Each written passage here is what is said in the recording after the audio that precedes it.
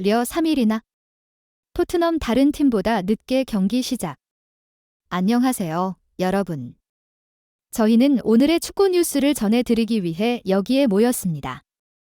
오늘의 주요 뉴스에는 손흥민 선수의 최신 상태 업데이트 및 이강인 선수의 이적 루머에 대한 흥미로운 이야기가 포함되어 있습니다.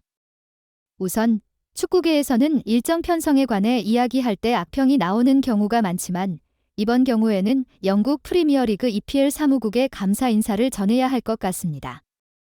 왜냐하면 토트넘 호스퍼는 이번 주 경기 일정이 다른 팀들보다 3일 정도 뒤로 미뤄져 있기 때문이죠. 이 뒤따르는 휴식 시간은 우리의 캡틴 손흥민 선수, 굉장한 연령인 31세에 도달했음에도 불구하고 꾸준히 훌륭한 플레이를 보여주고 있는 그에게 꽤 중요한 시간입니다. 그런 맥락에서 이야기해보자면 영국의 축구 전문 매체 코트 오프사이드는 18일 한국 시간 기준으로 토트넘 팬들은 대표팀 경기 도중 손흥민의 얼굴을 일그러뜨리며 부상의 증상을 보였던 장면에 걱정을 표현할 것이라고 전하며 그의 부상 상태에 주목했습니다. 지난 17일에 베트남과의 친선 경기에 선발로 나선 손흥민은 몸 상태가 100%는 아님에도 불구하고 엄청난 강행군, 사타구니 부상 등 여러 가지 이유로 쉬지 않고 한국 축구 팬들을 위해 경기에 참여하기로 결정했습니다. 그리고 그의 결정은 팀에 큰 도움이 되었죠. 베트남과의 경기에서 그는 골을 넣어 팀이 6대0으로 대승하게 만들었습니다. 그럼에도 불구하고 경기 도중에 손흥민 선수가 아프다는 표현을 짓는 듯한 얼굴을 찡그리는 장면이 포착되었기 때문에 토트넘 팬들로서는 그의 건강 상태에 대해 걱정하지 않을 수 없는 상황입니다. 손흥민이 부상이 더 악화된다면 토트넘이 그로 인해 큰 타격을 입을 수 있습니다. 그런데 이 모든 걱정 속에서 어느 정도 위안이 될 만한 사실은 토트넘의 경기가 다른 팀들보다 뒤끝나는 시점에 있기 때문에 그가 회복하기 위한 충분한 시간을 가질 수 있다는 것입니다. 프리미어리그의 9라운드는 21일부터 리버풀과 에버턴의 경기로 시작하여 재개됩니다. 이날 하루에만 프리미어리그 경기가 총 7경기가 예정되어 있습니다. 하지만 토트넘의 경우 이와 달리 24일에 집에 머물러 풀럼팀을 상대로 할 예정입니다. 이는 말 그대로 3일이나 더 많은 시간을 갖게 되는 셈이죠. 손흥민은 토트넘 팀에 있어서 중요한 역할을 하는 핵심 선수입니다. 그는 이번 시즌에만 8골 중 6골을 기록하며 리그에서 가장 많이 골을 넣는 선수 랭킹에서 2위를 차지하였습니다. 전체 팀에서 가장 많이 골을 넣었고 또한 2021에서 2022 시즌에는 팀에서 가장 많은 골을 넣어 리그 득점왕 타이틀도 가져갔습니다.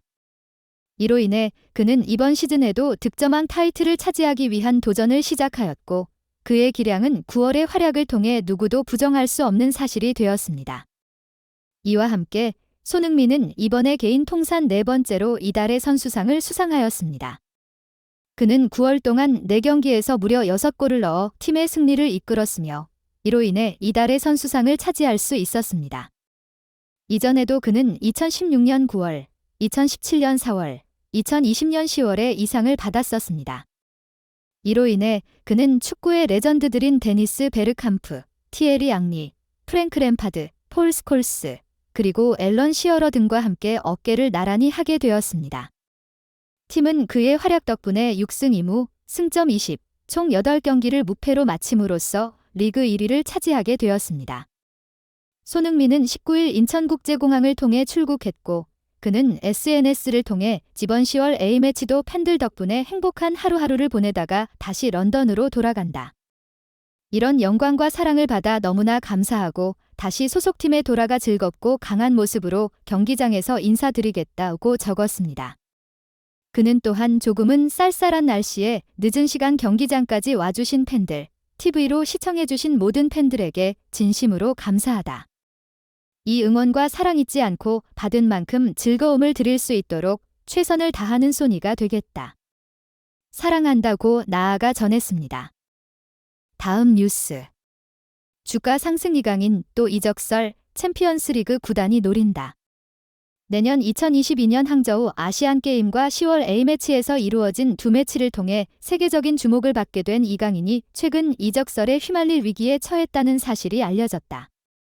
스페인의 언론 중 한 곳인 토도 피차에스는 19일 한국 시간 보도한 내용 중에서 이강인의 최근 동향에 대해 종합적으로 언급했다.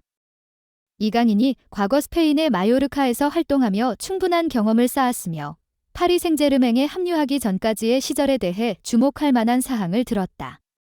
그리고 현재 챔피언스리그에 참가하고 있는 스페인의 레알 소시에다드가 이강인이 가진 재능과 공격형 미드필더로서의 능력을 높이 평가하며 팀에 포함시키기 위한 노력을 진지하게 고려하고 있다는 내용을 전했다. 토도 피차헤스는 이번 기사를 통해 이강인이 지금은 파리 생제르맹에 소속되어 있지만 스페인으로 복귀하는 것이 예상보다 훨씬 가까워질 가능성이 크다는 소문을 가져왔다.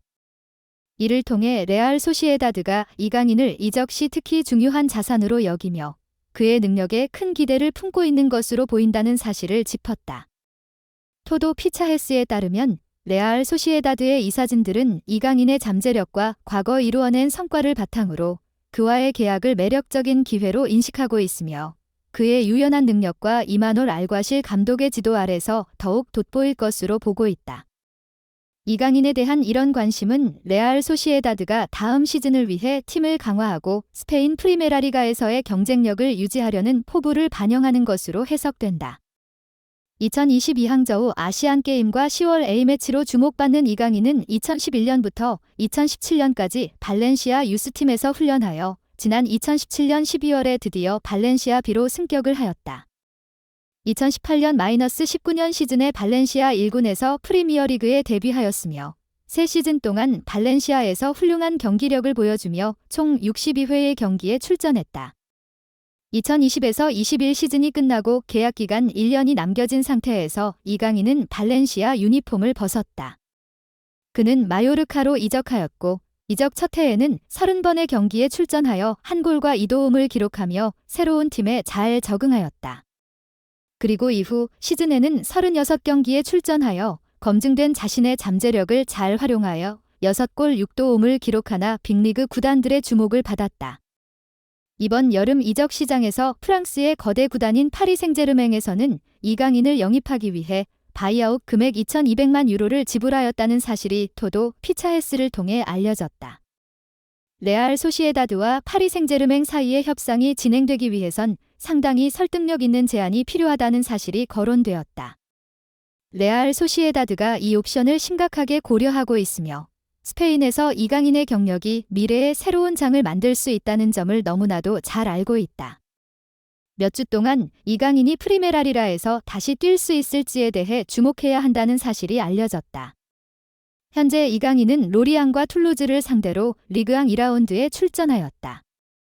하지만 근육 부상으로 다소 오랜 시간 동안 전열에서 이탈하였다. 지난달 21일에 이루어진 보루시아 도르트문트와 겨뤄왔었다. 이강인은 아시안게임에서 금메달을 획득하였으며 한 달 만에 파리 생제르맹으로 복구하였다. 파리 생제르맹은 현재 프랑스 리그앙 3위에 위치하고 있다. 이후 개발에 많은 관심이 모아지고 있다. 여러분, 지금까지 축구 뉴스를 함께 해주셔서 감사합니다. 손흥민 선수와 이강인 선수의 미래 활약을 기대하며 다음 뉴스에서도 좋은 소식으로 찾아뵙겠습니다. 건강하고 행복한 하루 되세요. 안녕히 계세요.